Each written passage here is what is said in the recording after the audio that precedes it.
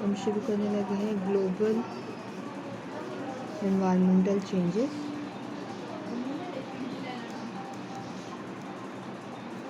ठीक है, हमें मालूम है कि कुछ ऐसे मसाइल होते हैं जो कि ग्लोबली यानी कि पूरी वर्ल्ड को लेकर चलने पड़ रहे हैं, तो उनको हम लोग किस तरीके से लेके चलेंगे, उसके कुछ मिसालें देखेंगे कि वो प्रॉब्लम्स क्या हैं और फिर हम उनको हल कैसे किया गया है या कैसे वो काम कर सके उनको देखेंगे। ठीक है, तो सबसे पहली है आपके पास extinction of species. Extension of species या एक्सटेंशन का मतलब होता है इनएक्टिव हो जाना या बिल्कुल वैनिश हो जाना। ठीक है, यानी कि गायब हो जाना। ठीक है, तो यानी कि कुछ चीज़ों का इस हद तक कुछ हमारे एनिमल्स का या प्लांट्स का इस हद तक कटाव या इतना उनका जो है शिकार किया गया कि वो ख़त्म हो गया। ठीक है, तो ऐसी पॉलिसी जो है ऐसी प्रॉब्लम के अंदर जो स्पेसिफिसिटी रूल है वो ये इंडिकेट करता है। मैं लिख देती हूँ पहले आपको। Specificity rule indicates that best global policy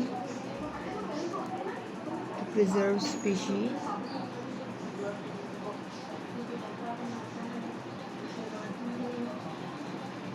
would be a policy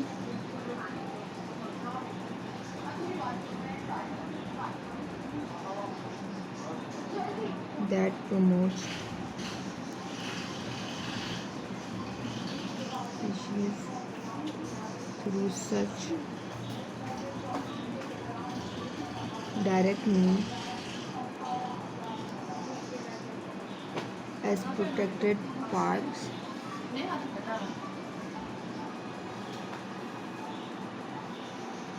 and wild areas।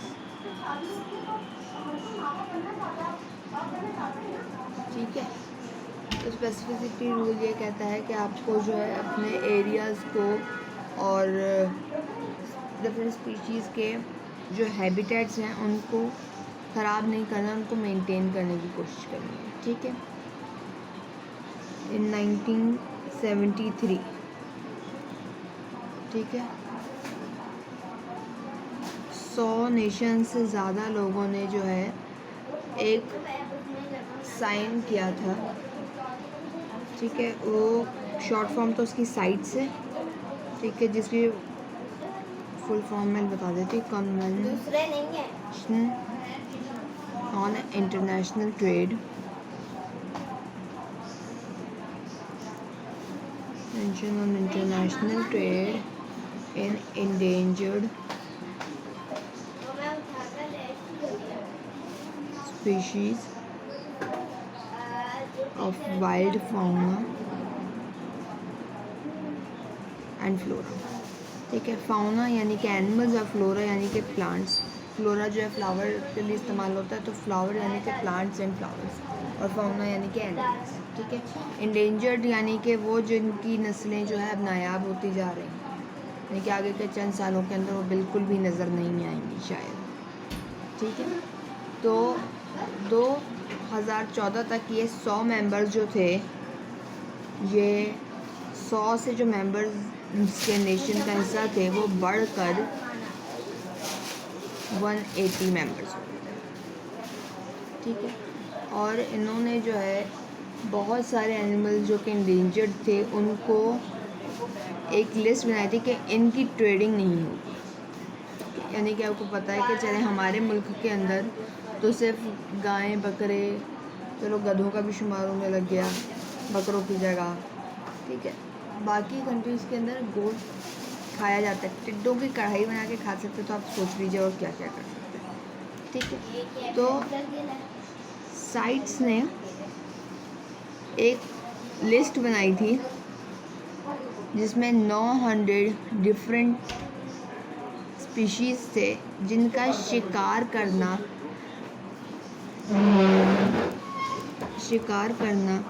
या उनको जो है एक्सपोर्ट या इंपोर्ट करना मैंने बोला मुझे।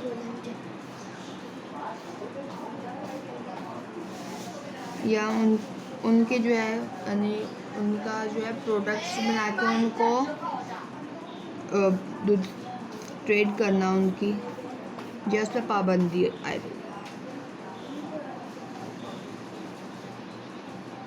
ठीक है, उस 900 के अंदर जो है एलिफेंट्स यानी कि हाथी, ठीक है, हाथी थे, ग्रे वेल्स, ठीक है, फ्रेंड्स, ग्रे वेल्स, ठीक है, और सी टर्टल्स, क्योंकि ये नायाब होती हुई नस्लें थी तो इनको बचाना बहुत ज़रूरी था। अभी भी जो वेल्स हैं, जो बड़ी मछलियां हैं, उनका शिकार किया जाता है, ठीक है, क्योंकि जो फ़िश का बोनलेस होता है उसकी भी बहुत मांग होती है और बाहर के मुल्कों में भी बहुत होती है, ठीक है। अच्छा, अभी इसके अंदर जो है इस लिस्ट के अंदर अफ्रीकन के हाथियों की कोई जिक्र नहीं था, ठीक है।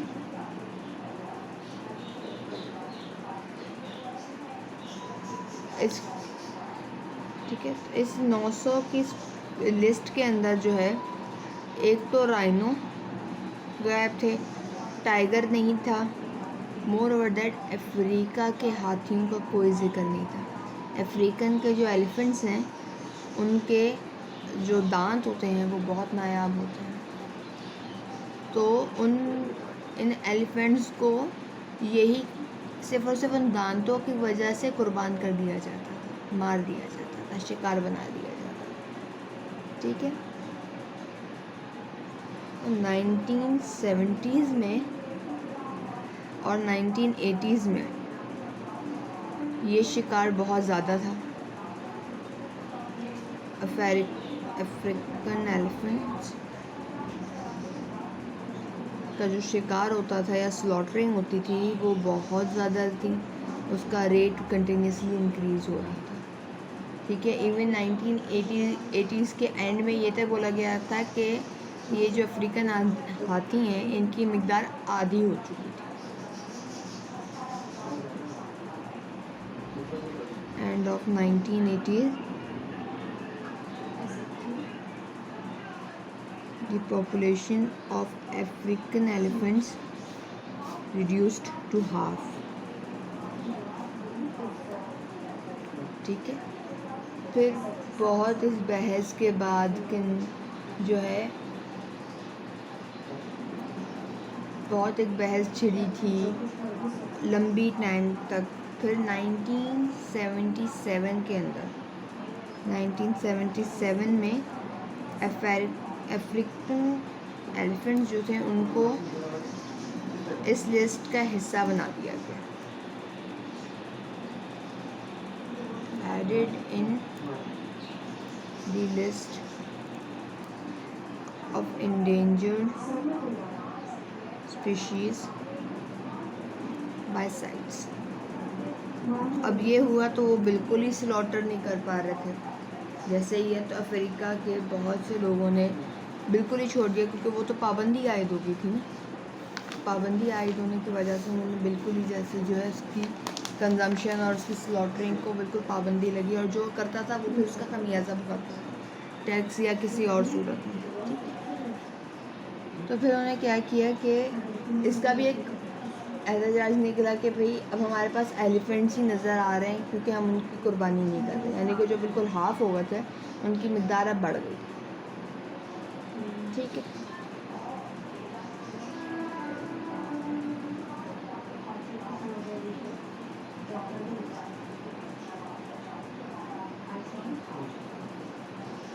तो जब वो मिकदार इतनी ज़्यादा बढ़ गई थी तो उन्होंने फाइनली अफ्रीका के लोगों ने जो है वो साइट से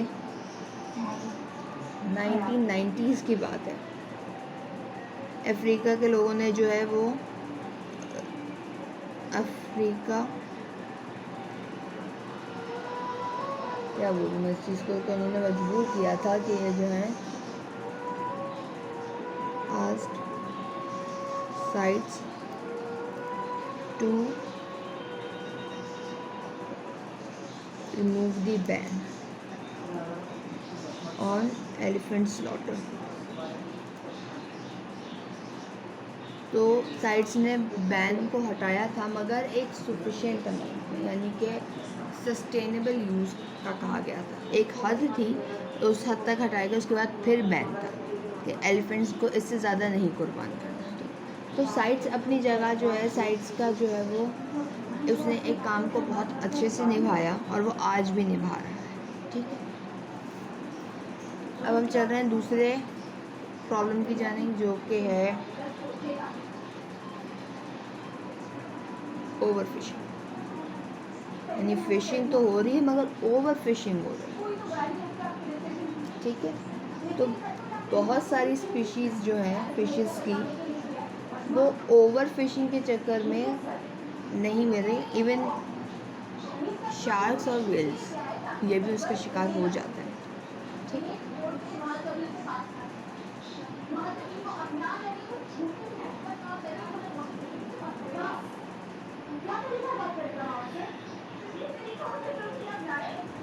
ठीक है, तो ओवर फिशिंग प्रॉब्लम है, इसको देखा गया कि वो जो है वो गुड, यानी कि एक ओवर फिशिंग का प्रॉब्लम बहुत ज़्यादा था। तो उन्होंने देखा कि गुड मैनेजमेंट के साथ, यानी कि बिल्कुल परफेक्ट मैनेजमेंट के साथ सिर्फ और सिर्फ उन्हीं मछलियों का शिकार किया जाए जिनकी ज़रूरत है, और उसको प्रॉपर्ली इस्तेमाल किया जाए। यानी कि उससे जो तेल निकाला उन्हीं मछलियों से निकाला जाए, फ़िश ऑयल जो बनता है, और फिर फ़िश का गोश्त जो निकलना है वो उतना ही शिकार किया जाए जितने की ज़रूरत है, उससे ज़्यादा ओवर फिशिंग पे ना जाए। तो गुड मैनेजमेंट के साथ फ़िशिंग करना was the only policy। ठीक है, last but not the least, CFCs and ozone. ठीक है, तो व्हाट आर दी CFCs? ठीक है, क्लोरोफ्लोरोकार्बन कंपाउंड्स। ठीक है,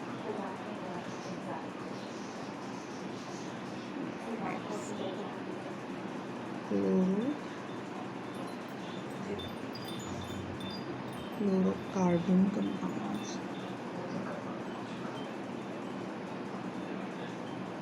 ठीक है, तो हो गया CFCs का इस्तेमाल जो है शुरू में बहुत हुआ, और उसके नतीजे में हमने ये भी देखा कि ओजोन लेयर में जो है साउथ पोल और नॉर्थ पोल पे ओजोन लेयर जो थी वो तकरीबन ऊपर से कम होने लगी थी। ठीक है, तो इसका इस्तेमाल एकदम इतना बढ़ गया कि 1985 में ओजोन के होल्स जो थे were found over north and south poles. ठीक है,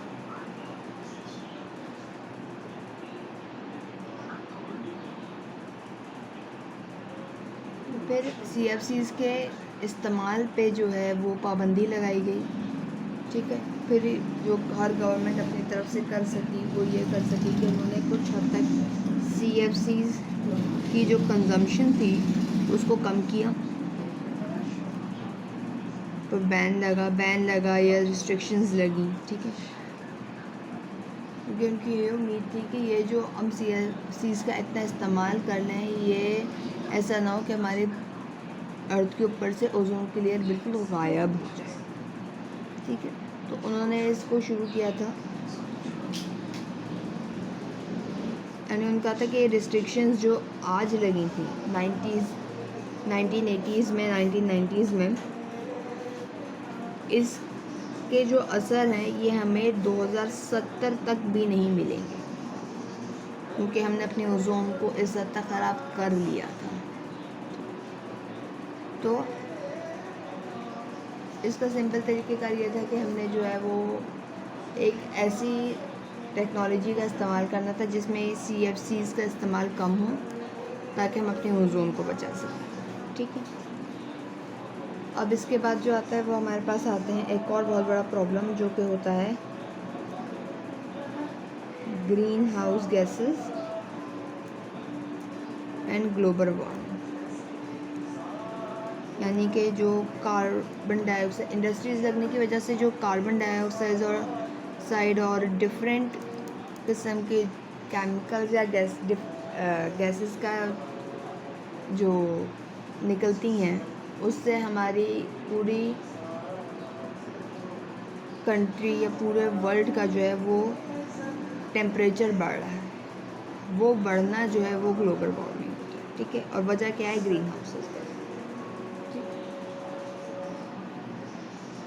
अब इस सिलसिले में जो है पूरे तरीके से वो एक कहते हैं ना रिसर्च नहीं हुई और सही तरीके से कोई पॉलिसीज़ भी नहीं बन सकी। यानी कि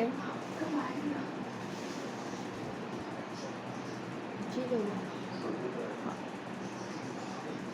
नहीं, इसके बारे में पहले अगर डाटा हो तो फिर बंदा कुछ करे। तो डाटा के हिसाब में सिर्फ और सिर्फ कुछ चंदा चीज़ें हैं जो यहाँ पे अवेलेबल थी कि 1900 से जो एक एवरेज टेम्परेचर था वो बढ़ के 1980 जो है वो 0.9 एवरेज की बात हो रही है। ये एवरेज टेम्परेचर हो गया था,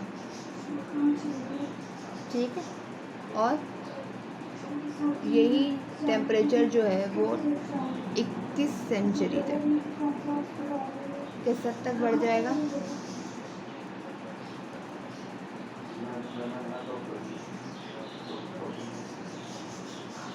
इतना रेंज रहेगा। यानी कि जो 0.9 डिग्री था ऑन एवरेज वो ऑन एवरेज 21st सेंचुरी के एंड तक 4.8 डिग्री एवरेज पे चला जाएगा। उम्मीद करती हूँ ऑन एवरेज का अंदाज़ा होगा।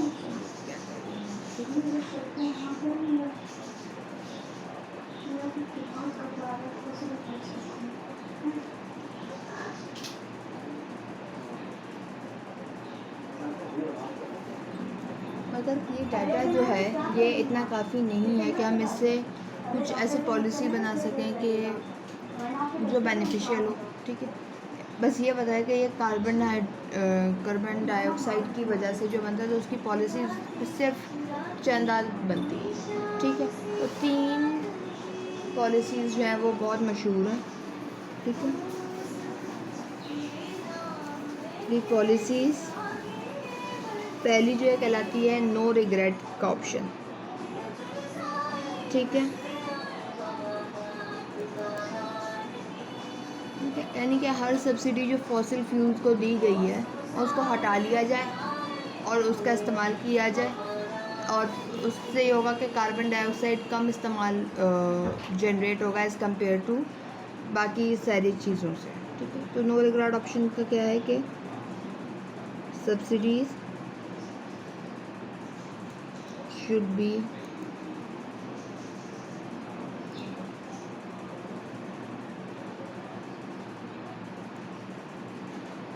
taken away from fossil fuels,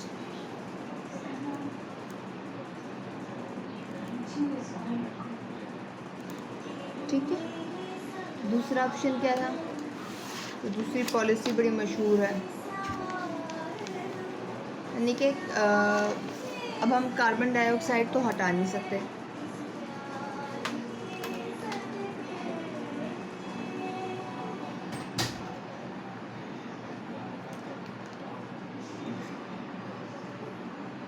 really sorry.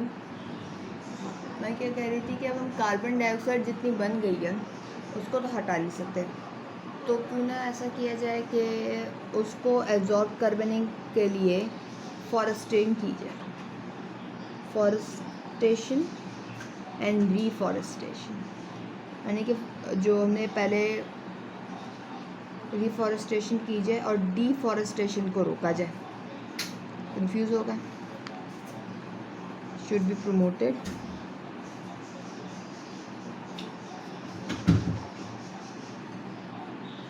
and deforestation should be vanished। Deforestation से क्या होता है कि हम अपने फॉरेस्ट को काटते हैं, उससे जो है टिम्बर और वुड लेने के लिए, मगर हद से ज़्यादा ही काट देते हैं। इस वजह से भी जो है वो कार्बन डाइऑक्साइड ज़्यादा रह जाती है। ठीक है, तो कहते हैं कि डिफॉरेस्टेशन को जो वैनिश करना है, कम करना है, और फॉरेस्टेशन बढ़ानी है, और रीफॉरेस्टेशन यानी कि फॉरेस्टेशन यानी कि उन इलाके में पेड़ पौधे लगाना जहाँ पे पहले नहीं लगे हुए थे, और रिफॉरेस्टेशन यानी कि जहाँ से हमने काट दिए थे वहाँ पे फिर से उगाने की ज़रूरत है। ठीक है,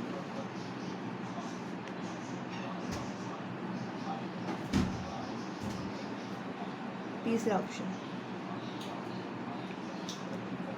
वो कह रहे हैं कि आपने जो है फॉसिल फ्यूल्स का इस्तेमाल करना है।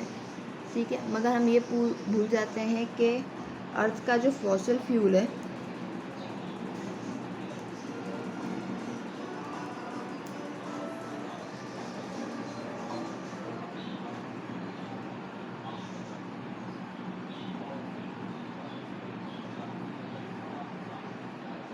अर्थ का जो फॉसिल फ्यूल है उसको फिर से बनने में 100 साल से ज़्यादा लग जाते हैं, इनमें सदियाँ भी लगती हैं। ठीक है, तो अगर ये करें कि हम फॉसिल फ्यूल जो है वो बिल्कुल सही हो जाएगा, फिर से उठ जाएगा, और जब तक हम पहला इस्तेमाल करके फारिग होते हैं उसके अभी दूर दूर तक बनने का चांस नहीं होता। तो अगर हम ये कोशिश कर रहे हैं कि जब तक हमारे फॉसिल फ्यूल ख़त्म होंगे तब तक नए बन जाएंगे, तो ऐसा नहीं है। फॉसिल फ्यूल्स को बनने में अगर हम जिस स्पीड से भी इस्तेमाल कर रहे हैं इसी स्पीड से करेंगे तो शायद चंद सालों में फॉसिल फ्यूल्स ख़त्म हो जाएंगे, नए बनने का तो चांस नहीं है। ठीक है, अब इन सारी चीज़ों में ट्रेड का क्या कसूर? ना तो ट्रेड कार्बन डाइऑक्साइड के ज़्यादा बनने की वजह है और ना ही कोई उसका क्योर है। ठीक है, तो ये हो सकता है कि अगर हम इंटरनेशनल ट्रेड को, ठीक है, देखिए trade is neither cause nor cure. ठीक है, तो ऐसा क्या है कि भाई बेस्ट टूल नहीं है, इंटरनेशनल ट्रेड पॉलिसीज़ का बेस्ट टूल हो भी नहीं सकती। ठीक है,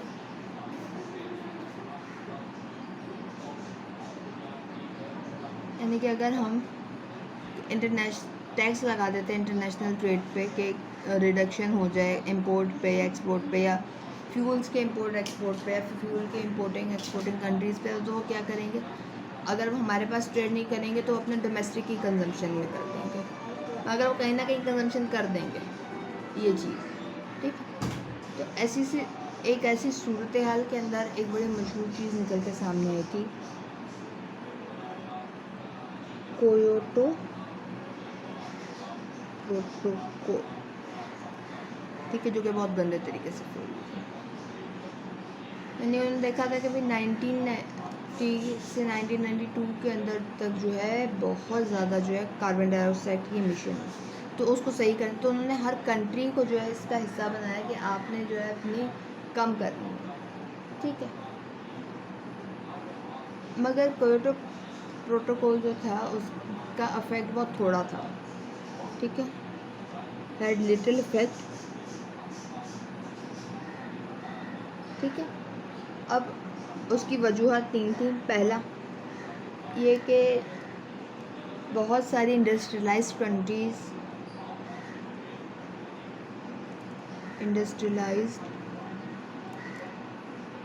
कंट्रीज़ मिस्ड देयर टारगेट्स। ठीक है, यानी कि कनाडा की उम्मीद ये थी कि कनाडा का जो कार्बन डाइऑक्साइड जो है वो 6% से कम हो जाएगा, ये एक्सपेक्टेड था, मगर रियलिटी क्या हुआ? इंक्रीज़ हो गया था 20% से। ठीक है, दूसरा, अब इसकी कोई पेनल्टी पे करने से पहले कनाडा ने क्या किया? कनाडा विड्रॉ कर गया इस क्योटो प्रोटोकॉल से। जाहिर सी बात है उसने अपना टारगेट अचीव नहीं किया, इससे उसको एक पेनल्टी पे करनी पड़ती है, उसने जो है साइड पे किया। ठीक है, ऑस्ट्रेलिया ने भी कोशिश की कम करने की, यानी उसका टारगेट ये था कि ऑस्ट्रेलिया जो है वो 8% से जो है वो कम करेगा, एक्सपेक्टेड था, मगर हुआ क्या? 30% का इंक्रीज़ रियलिटी में, ठीक है। यूएस इसका हिस्सा नहीं बना, यूनाइटेड स्टेट्स जो है वो उसका हिस्सा नहीं बना, ठीक है। जापान ने अपनी तरफ से कोशिश की और उसने कम करने के बजाय मेंटेन कर लिया, लेकिन जितना पहले था उतना ही उसने मेंटेन रखा, वो कम नहीं कर सका था, ठीक है। जापान मेंटेन्ड अप्रॉक्सीमेटली मेंटेनेंस किया था, ठीक है। Second, US didn't take part, जो इसका फैक्ट रहता है यहाँ तक कि यूएस एंड चाइना दोनों जो है सबसे ज़्यादा कार्बन डाइऑक्साइड जो है वो रिलीज़ कर रहे होते हैं इंडस्ट्रियलाइज के हैं, ठीक है। यूएस डिडंट टेक पार्ट, बल्कि उसने जो है चाइना के ऊपर पॉइंट आउट कर दिया था, pointed China that even they can that they didn't take part, यानी कि अपनी तरफ से कोशिश नहीं कर रहा था, एक दूसरे पे उंगलियां उठा रहा था, सिंपल है, ठीक है। और तीसरा, last but not the least, जो ये क्योटो प्रोटोकॉल जो है ये फेल हुए थे या इनका इफेक्ट बहुत कम था, वो ये था कि 1990 से लेकर 2010 तक जो है वो ग्रीन हाउस गैसेज, इसके चलने के बावजूद ग्रीन हाउस गैसेज जो है वो मज़ीद इंक्रीज़ हुई थी, ठीक है। 64% से इंक्रीज़ होती थी, यानी स्पेशली ये ऐसा लगा था जैसे ये कम करने के बजाय बढ़ाने के लिए यही काम चाहता, शायद इतना ना होता, ठीक है। यानी कि चाइना का जो था इमिशन, वो कार्बन डाइऑक्साइड की इमिशन जो थी वो इस टाइम पीरियड के अंदर 23% से बढ़ी, बताओ, ठीक है। मगर जब ये जनाब अपनी जगह रुक गए, ख़त्म हो गए, तो फिर एक ग्लोबल अप्रोच है, ठीक है। तो जो ग्लोबल अप्रोच थी,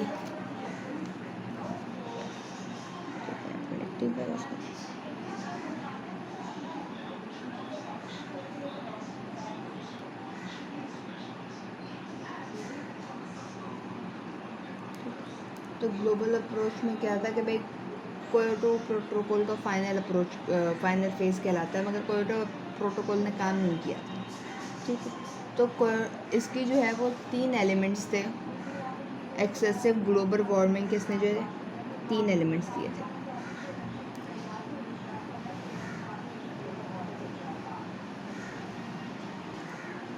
वार्मिंग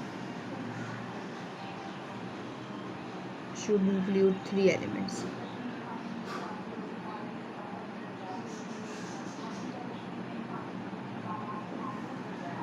ठीक है। Economic incentive are used to encourage emission reduction, यानी कि जितनों ने अपने कार्बन डाइऑक्साइड के एमिशन को कम किया है उनको इनकरेज करने की ज़रूरत है,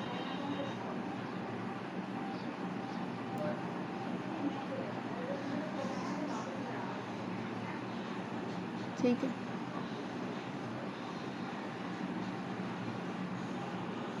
सेकंड, ठीक है। अब ये 2 तरीक़ों से हो सकता है, या तो जो एमिशन वाले गुड्स हैं जिससे कार्बन डाइऑक्साइड की एमिशन, उन प्रोडक्ट्स की प्राइसेस कम कर दी जाएँ, क्योंकि वो तो टोटल वैल्यू देखेंगे ना कि उससे कितना रेवेन्यू अर्न हुआ, ठीक है। या जो है उस प्रोडक्ट की प्रोडक्शन जो है वो रोक दी जाए, ठीक है। Second, all countries are involve, Kyoto protocol की सबसे बड़ी वजह ये थी कि कंट्रीज़ यूनाइटेड नहीं थी, क्योंकि वो सब जो है एक दूसरे के ऊपर उंगलियां उठा रहे थे। अगर ये एक दूसरे के साथ खड़े हो जाते और इस पे काम करते तो शायद ये सही हो सकता था। Unity strength. 3, ये पॉलिसी एक्सटेंड्स ओवर डिकेड्स, यानी कि जो पॉलिसी होनी चाहिए वैसी होनी चाहिए कि वो जो है आगे सदियों तक चले, रुके नहीं। ठीक है, तो ये हो सकता है कि CO2 टैक्स लगाया जाए जो कि ऑन ईयरली बेसिस इंक्रीज हो।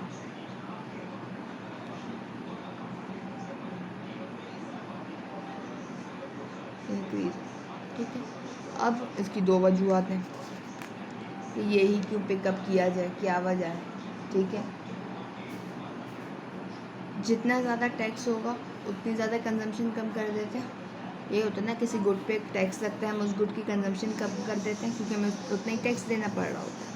तो सेम चीज़ यहाँ पे होगा, जितना टैक्स रेट ज़्यादा उतना ही CO2 जो है वो उसका एमिशन हम कम करेंगे। बेशक उसकी प्रोडक्शन को, जिस गुड की प्रोडक्शन की वजह से CO2 एमिशन इतनी ज़्यादा हो रही थी, उस गुड की प्रोडक्शन कम करके क्यों ना करना पड़े। ठीक है, सेकेंड,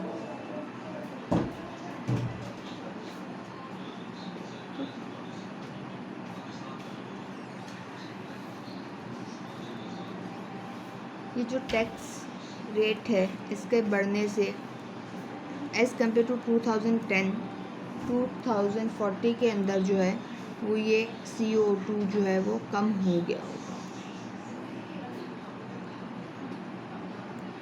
इस चीज़ की उम्मीद लगाई जा सकती है, वो IMF की रिसर्च है उससे।